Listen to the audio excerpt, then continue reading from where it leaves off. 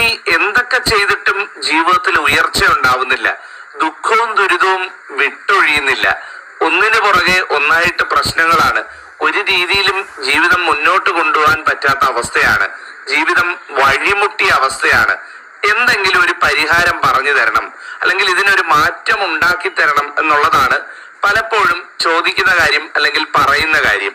ഞാൻ ഈ പ്രശ്നം വെച്ചൊക്കെ നോക്കുമ്പം ആദ്യം കാണുന്ന കാര്യം എന്ന് പറഞ്ഞത്, അല്ലെങ്കിൽ ഏറ്റവും കൂടുതൽ കാണുന്ന കാര്യം എന്ന് പറഞ്ഞാൽ പരദേവതാ കോപം അല്ലെങ്കിൽ കുടുംബദേവതയുടെ ദുഃഖം ആണ്. എന്താണ് കുടുംബദേവതയുടെ ദുഃഖം? അതായത് നിങ്ങളുടെ വീടിനെ, നിങ്ങളുടെ ആ ഒരു കുലത്തിനെ സംരക്ഷിച്ചു പോരാനായിട്ട് തലമുറകളായിട്ട് നിങ്ങളുടെ പൂർവികർ സ്ഥാപിച്ച നിങ്ങളുടെ കുടുംബക്ഷേത്രത്തിലെ നിങ്ങളുടെ കുടുംബദേവത ദുഃഖിതയാണ്.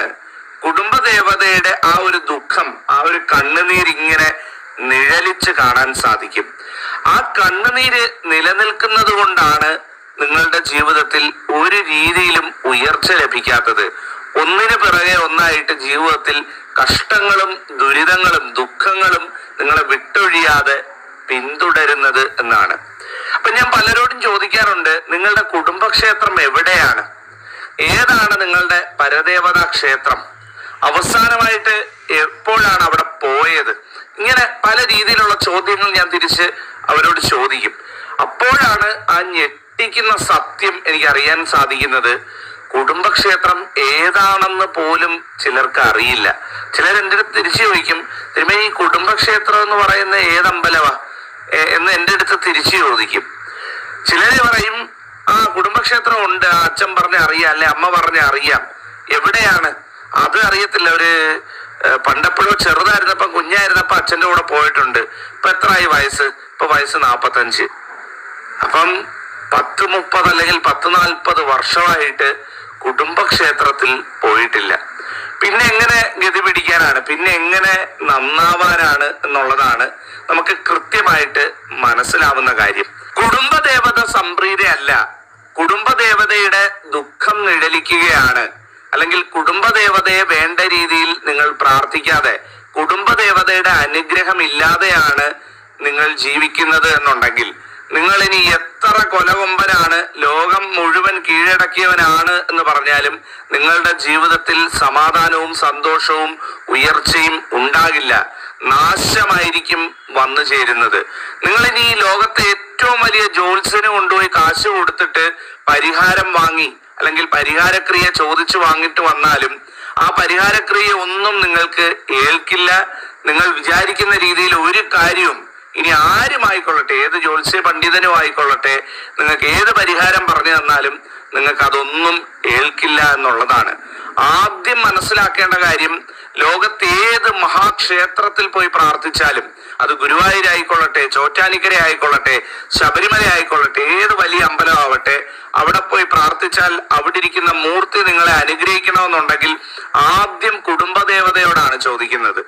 കുടുംബദേവത ദുഃഖിതയാണ്, കുടുംബദേവത മൗനമാണ് എന്നുണ്ടെങ്കിൽ നിങ്ങൾ ഇനി എത്ര മഹാക്ഷേത്രങ്ങളിൽ പോയെന്ന് പറഞ്ഞാലും, ഇനി അമ്പലത്തിൽ നിന്ന് ഇറങ്ങാതെ നടക്കുന്ന വ്യക്തിയാണ് നിങ്ങളെന്ന് പറഞ്ഞാലും ഒരു ഫലവുമില്ല എന്നുള്ളതാണ്.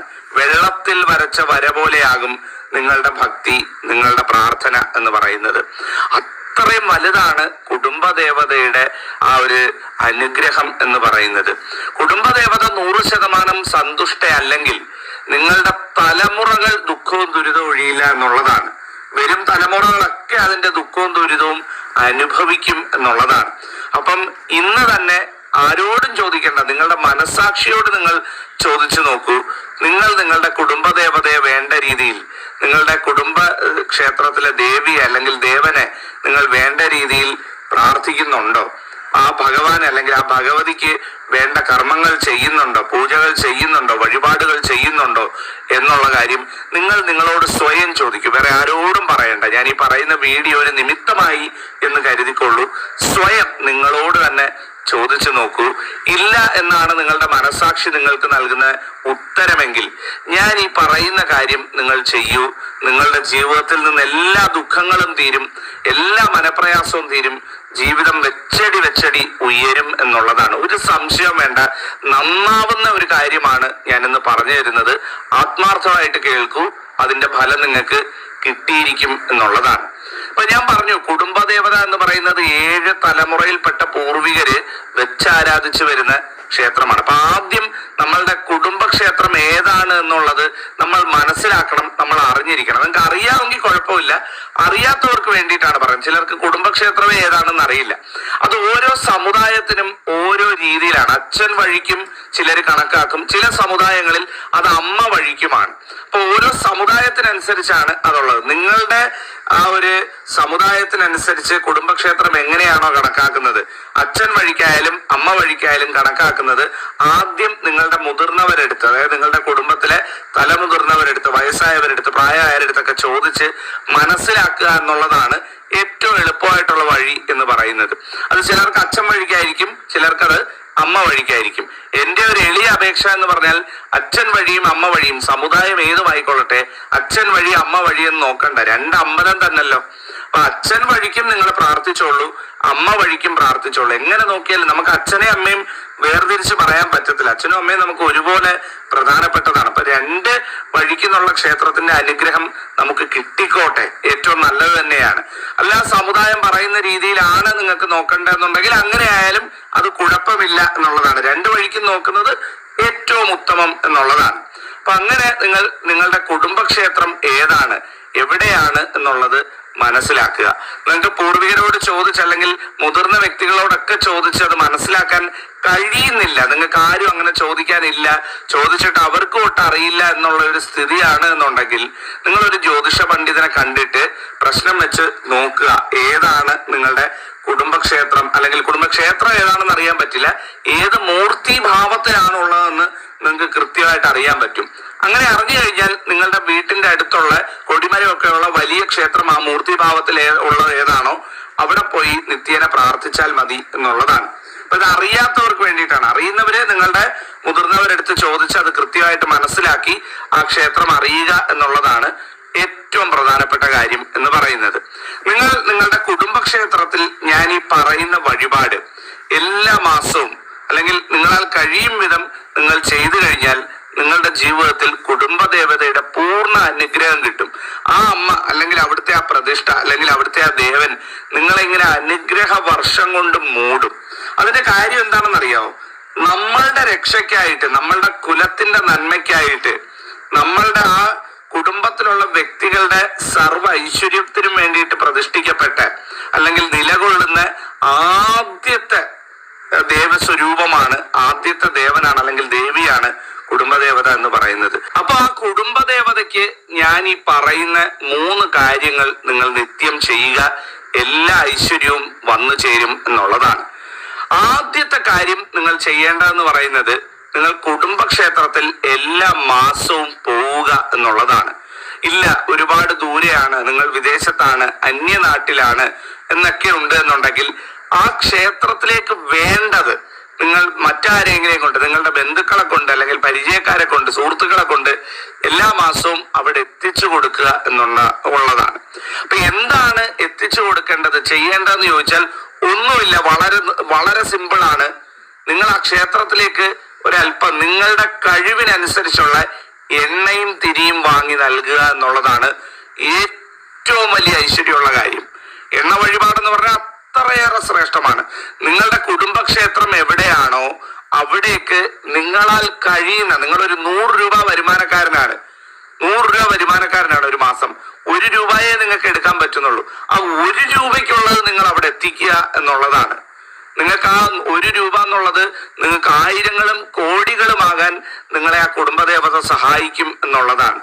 ആ നിങ്ങളുടെ വരുമാനത്തിന്റെ 1% ഒരല്പം എടുത്ത് ആ കുടുംബദേവതയ്ക്ക് എല്ലാ മാസവും അവിടെ എത്തിച്ചു നൽകുക. അത് എണ്ണയും തിരിയുമായിട്ടായാൽ അല്ലെങ്കിൽ പൂജാദ്രവ്യങ്ങളായിട്ടായാൽ അല്ലെങ്കിൽ ആ ക്ഷേത്രത്തിന്റെ ആവശ്യം അറിഞ്ഞായാൽ അത് ഏറ്റവും നല്ലത്. അയ്യോ ഞാനൊരു പാവപ്പെട്ടവനാണ് ദൈവമേ, എനിക്ക് അതിനു മാത്രം ഒന്നും കൊടുക്കാനില്ലേ എന്നാണ് നിങ്ങൾ വിചാരിക്കുന്നതെന്നുണ്ടെങ്കിൽ അത് തെറ്റാണ്. നിങ്ങൾ കോടീശ്വരനാകണമെന്നില്ല. ഞാൻ പറഞ്ഞല്ലോ, 100 രൂപയാണ് നിങ്ങളുടെ ഒരു മാസത്തെ വരുമാനമെങ്കിൽ അതിൽ നിന്ന് 1 രൂപ എടുത്ത് നിങ്ങൾ കൊടുക്കൂ. ആ കാണിക്കവെങ്കിൽ 1 രൂപ സമർപ്പിച്ച് ഭഗവാനെ എന്റെ ഈ മാസത്തെ പങ്കിതാണ്, ഭഗവാനെ അങ്ങക്ക് അറിയാവല്ലോ എനിക്ക് ഇത്രയും രൂപയേ ഉള്ളൂ വരുമാനം എന്ന് മനസ്സിലൊന്ന് ചിന്തിച്ചിട്ട് ആ 1 രൂപ കൊണ്ടുപോയി ഇട്ട് നോക്കിക്കേ. ഒന്നും വേണ്ട, കോടികളുടെ വഴിപാടോ അല്ലെങ്കിൽ കോടികളുടെ പൂജയോ യന്ത്രമോ തന്ത്രമോ ഒന്നും ആവശ്യമില്ല. നിങ്ങളുടെ കുടുംബദേവത 2 കൈകൾ നീട്ടി നിങ്ങളെ അനുഗ്രഹിക്കും. വെച്ചടി ആ 100 രൂപ വരുമാനക്കാരൻ കോടികളുടെ വരുമാനക്കാരനായി മാറും. സത്യമുള്ള കാര്യമാണ്. രണ്ടാമത്തെ കാര്യം, നിങ്ങളുടെ വീട്ടിൽ ഒരു കുടുംബം എന്ന് പറയുമ്പോൾ 4-5 അംഗങ്ങളെങ്കിലും അല്ലെ 3 അംഗങ്ങളെങ്കിലും ഏറ്റവും കുറഞ്ഞത് കാണുമല്ലോ, അല്ലെ 2 പേര് കാണുമല്ലോ. ഈ വ്യക്തികളുടെ പിറന്നാൾ ദിവസം ആ കുടുംബക്ഷേത്രത്തിൽ ഒരു പായസം കഴിപ്പിക്കുക. ഏറ്റവും നല്ലതാണ്. പലരും മറന്നുപോകുന്ന കാര്യമാണ്. ലോകത്തുള്ള എല്ലാവർക്കും ട്രീറ്റ് ചെയ്യലാണ് ബർത്ത്ഡേ എന്ന് പറഞ്ഞു കഴിഞ്ഞാൽ. എല്ലാവർക്കും ട്രീറ്റ് ചെയ്യുക, ആഘോഷങ്ങൾ നടത്തുക, എല്ലാവർക്കും മധുരം വിതരണം ചെയ്യുക. കുടുംബദേവത അവിടെ നിൽക്കുകയാണ്. ആ കുടുംബദേവതയ്ക്ക് ഒരു പായസം ഒന്ന് കഴിപ്പിച്ചേ. എന്റെ മകന്റെ പിറന്നാളാണ് ഈ മാസത്തിലെ തുലാമാസത്തിലെ ഈ ദിവസം, തുലാമാസത്തിലെ ചിത്തിര നക്ഷത്രം എന്റെ മകന്റെ പിറന്നാളാണ്. അച്ഛനമ്മമാരെല്ലാരെയും വിളിച്ച് പറയും, വലുതായിട്ട് ആഘോഷിക്കും, ഫോട്ടോ ഒക്കെ എടുക്കും. നല്ലത്, എല്ലാം നല്ലത്. ആ കുടുംബദേവതയ്ക്ക് അന്നേ ദിവസം രാവിലെ ഒരു പാൽപ്പായസം കഴിപ്പിച്ച് അല്ലെ ഒരു പായസം കഴിപ്പിച്ച് ഏറ്റവും മനോഹരമാണ്. നിങ്ങൾക്ക് ചെയ്യാൻ പറ്റുന്ന ഏറ്റവും നല്ലതാണ്. കുഞ്ഞുങ്ങൾക്ക് എല്ലാ അനുഗ്രഹവും കിട്ടും എന്നുള്ളതാണ്. ഭഗവതി അങ്ങ് വാരിക്കോരി ചൊരിയും. ഭഗവാൻ അങ്ങ് എല്ലാ അനുഗ്രഹവും നൽകും. നന്നായി വരട്ടെ എന്ന് പറയും. അതിൽ പരം ഒരു ഐശ്വര്യം കിട്ടാനില്ല എന്നുള്ളതാണ്. ആ കുടുംബദേവതയ്ക്ക് നിങ്ങളുടെ വീട്ടിലുള്ള അംഗങ്ങളുടെ പിറന്നാൾ ദിവസം എന്നാണോ, അത് നക്ഷത്രം വരുന്ന ദിവസം ആയിക്കൊള്ളട്ടെ, അല്ല നിങ്ങൾ ഇംഗ്ലീഷ് കലണ്ടർ പ്രകാരമാണ് ഫോളോ ചെയ്യുന്നെന്നുണ്ടെങ്കിൽ ഇനി അതറിഞ്ഞില്ല എന്നുള്ളതുകൊണ്ട് വേണ്ട. ഏത് ദിവസമാണോ നിങ്ങൾ ഫോളോ ചെയ്യുന്നത് മനസ്സിരുത്തിക്കൊണ്ട് ആ ഭഗവാൻ ആ ഭഗവതിക്ക് ഒരു പായസം കഴിപ്പിക്കുക. ഏറ്റവും നല്ലത്. വേറെ വഴിപാടൊന്നും വേണ്ടെന്നേ. മൂന്നാമത്തേത്, വീട്ടിലൊരു കുടുക്ക സ്ഥാപിക്കുക. പൂജാമുറിയിൽ ഒരു കുടുക്ക വെക്കുക. കിട്ടുന്ന ചില്ലറ പൈസ മാറ്റിയിടുകയോ അല്ലെങ്കിൽ അങ്ങോട്ടും ഇങ്ങോട്ടും ഒക്കെ വെക്കുകയോ ചെയ്യുന്ന ബാക്കി വരുന്ന പൈസയൊക്കെ ആ കുടുക്കയിൽ കൊണ്ടുപോയി ഇടുക. ആ കുടുക്ക നിറയുന്ന സമയത്ത് അത് കൊണ്ടുപോയി ആ നടക്കൽ വെച്ച് ഭഗവതി എന്നും പറഞ്ഞാലേ ഭഗവാനെ എന്ന് പറഞ്ഞ് പ്രാർത്ഥിക്കുക. ഏറ്റവും നല്ലതാണ്. ഏറ്റവും നല്ലതാണ്. ഇതിലും നല്ലൊരു ഐശ്വര്യം വേറെ കിട്ടാനില്ല എന്നുള്ളതാണ്. ആ കുടുക്ക അവിടെ ഇരിക്കും തോറും നിങ്ങളുടെ സമ്പത്ത് വളരുമെന്നേ. നിങ്ങളുടെ പൂജാമുറിയിൽ ഇങ്ങനെ ഒരു കുടുക്ക സ്ഥാപിച്ചാൽ നിങ്ങൾ ലോകത്തിന്റെ ഏത് കോണിൽ വേണമെങ്കിലും ഇരുന്നോളൂ. അമേരിക്കയിൽ ഇരുന്നോളൂ, നിങ്ങൾ മറ്റു രാജ്യങ്ങളിൽ ഇരുന്നോളൂ, ഗൾഫിൽ ഇരുന്നോളൂ, എവിടെ വേണമെങ്കിലും ഇരുന്നോളൂ. ഒരു കുടുക്കയോ ഒരു വഞ്ചിയോ അതല്ലെന്നുണ്ടെങ്കിൽ ഒരു താലമോ ഒന്നുമില്ലെന്നുണ്ടെങ്കിൽ ഒരു പട്ട് പിരിച്ച് ആ പട്ടിൽ ചില്ലറ പൈസ ഇട്ട് വയ്ക്കും. ആ പട്ട് നിറയുന്ന സമയത്ത് അതൊരു കിഴിയായി കെട്ടിക്കൊണ്ടുപോയി ആ നടക്കിൽ വെച്ചാൽ മതി. ഇതൊന്ന് മൂന്നാമതായിട്ട് ചെയ്തു നോക്ക്. ഒരുപാട് പൈസ ഒന്നും വേണ്ട. 1 വർഷം കൂടുമ്പം അതിൽ നിറഞ്ഞു കിട്ടിയാൽ മതി, അല്ലെ 1.5 വർഷം കൂടുമ്പം നിറഞ്ഞു കിട്ടിയാൽ മതി.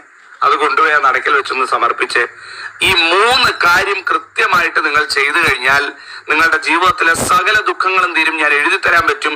ഇനി ലോകത്തുള്ള മുഴുവൻ ദേവന്മാർ നിങ്ങൾക്ക് എതിര് നിന്നാൽ പോലും നിങ്ങളുടെ കുടുംബദേവത നിങ്ങൾക്ക് വേണ്ടി നിലകൊണ്ട് നിങ്ങൾക്ക് വിജയം നേടിത്തരും എന്നുള്ളതാണ്. സത്യമുള്ള കാര്യമാണ്. ഇത് നിങ്ങൾ വിശ്വസിക്കുന്നുണ്ടെങ്കിൽ നിങ്ങൾക്ക് അറിയാവുന്ന എല്ലാവർക്കും നിങ്ങളിത് ഷെയർ ചെയ്ത് കൊടുക്കണം ഈ വീഡിയോ. എൻ്റെ ഒരു എളിയ അപേക്ഷയാണ്. കാര്യം പലരും ഇത് അറിവില്ലായ്മ കൊണ്ട്, അറിയാത്തതുകൊണ്ട്, ആരും പറഞ്ഞു കൊടുക്കാത്തതുകൊണ്ട്, അവരുടെ കുറ്റമല്ല, അറിവില്ലായ്മ കൊണ്ട് കിടന്ന് വലയുന്നുണ്ട്. ആ ദുരിതം അനുഭവിക്കുന്ന എല്ലാവരും കാണണം. ചില കുടുംബക്ഷേത്രമൊക്കെ ചില കാര്യങ്ങളുമായിട്ട് ബന്ധപ്പെട്ട് പോകുന്ന സമയത്ത് നശിച്ചു കിടക്കുന്നത് കാണും, ആരും തിരിഞ്ഞു നോക്കാതെ. ഒന്ന് അന്വേഷിച്ച് ചെല്ലുമ്പം ആ കുടുംബ വഴികളിലെല്ലാം കിടന്ന് നരകിക്കുക. അപ്പൊ നിങ്ങളൊന്ന് ആലോചിച്ച് നോക്കൂ, നിങ്ങളുടെ കുടുംബക്ഷേത്രം അങ്ങനെ നശിക്കുന്നവർ ആരെങ്കിലും ഉണ്ടെങ്കിൽ, എല്ലാവർക്കും അങ്ങനെയില്ല, വളരെ ചുരുക്കം പേർക്കൊക്കെ ഉണ്ട്, അങ്ങനെ നശിക്കുന്നവരുണ്ട് എന്നുണ്ടെങ്കിൽ നിർബന്ധമായിട്ട് പറയുന്നു, നിങ്ങൾ എല്ലാവരും ആ കുടുംബമായിട്ട് ചേർന്ന് ആ കുടുംബക്ഷേത്രത്തിനെ ഒന്ന് വൃത്തിയാക്കി ഏറ്റവും മനോഹരമാക്കി അവിടെ ഒരു പൂജയൊക്കെ ചെയ്യാനുള്ള ഏർപ്പാടൊക്കെ ചെയ്ത് എന്തെങ്കിലുമൊക്കെ പരിഹാര ദോഷങ്ങളൊക്കെ ചെയ്യണമെന്നുണ്ടെങ്കിൽ അതൊക്കെ ചെയ്ത് ഏറ്റവും മനോഹരമാക്കി ആ കുടുംബക്ഷേത്രം നിലനിർത്തൂ. അതിനെ ഏറ്റവും മനോഹരമാക്കി നിർത്തൂ. അതിന്റെ ഉയർച്ച നിങ്ങൾക്കും കുഞ്ഞുങ്ങൾക്കും തലമുറകൾക്കും കിട്ടുന്നതാണ്. അപ്പൊ തീർച്ചയായിട്ടും ചെയ്തു നോക്കൂ. ഞാൻ ഈ പറഞ്ഞ വഴിപാടുകൾ എല്ലാവരും ചെയ്യാൻ മറക്കരുത്. എല്ലാവർക്കും ഇത് അയച്ചു കൊടുക്കുക. നിങ്ങളുടെ കുടുംബദേവത ആരാണ്? നിങ്ങളുടെ കുടുംബക്ഷേത്രത്തിലെ ദേവത ആരാണ്? കുടുംബക്ഷേത്രത്തിന്റെ പേരെന്താണ്? അത് ആ കമന്റ് ബോക്സിൽ ഒന്ന് പറയുക. ആ ഒരു ദേവനോട് അല്ലെങ്കിൽ ആ ദേവതയോടുള്ള ഒരു ആദര സൂചകമായിട്ട് നമുക്ക് നോക്കാം എത്രത്തോളം കുടുംബക്ഷേത്രങ്ങൾ ഇവിടെ ലിസ്റ്റ് ചെയ്ത് വരുന്നുണ്ട് എന്നുള്ളത്. അപ്പൊ നമുക്ക് മനസ്സിലാക്കാം എത്രത്തോളം ക്ഷേത്രങ്ങളുണ്ട്, എത്രത്തോളം കുടുംബദേവതമാരുണ്ട് എന്നുള്ളത്. ഒരേപോലുള്ള കുടുംബക്ഷേത്രങ്ങളൊക്കെ ആരെങ്കിലും ഉണ്ടോ എന്നുള്ള കാര്യവും നോക്കി മനസ്സിലാക്കാം. അപ്പൊ എല്ലാവരും നിർബന്ധമായിട്ടും വീഡിയോ തീർന്ന് അവസാനിപ്പിക്കുന്നതിന് മുമ്പ് ആ കമന്റ് ബോക്സിൽ നിങ്ങളുടെ കുടുംബക്ഷേത്രത്തിന്റെ പേര്, കുടുംബക്ഷേത്രത്തിലെ ദേവതയുടെ പേര് അല്ലെങ്കിൽ കുടുംബക്ഷേത്രത്തിന്റെ പേര് ഒന്ന് പറയണേ, നമുക്ക് നോക്കാം. അപ്പൊ ഈ പറഞ്ഞ കാര്യങ്ങൾ അറിവിൽ വെച്ചുകൊള്ളൂ. എല്ലാവരും ജഗദീശ്വരി അനുഗ്രഹിക്കട്ടെ, ഭഗവാൻ അനുഗ്രഹിക്കട്ടെ. നിർത്തുന്നു. നന്ദി, നമസ്കാരം.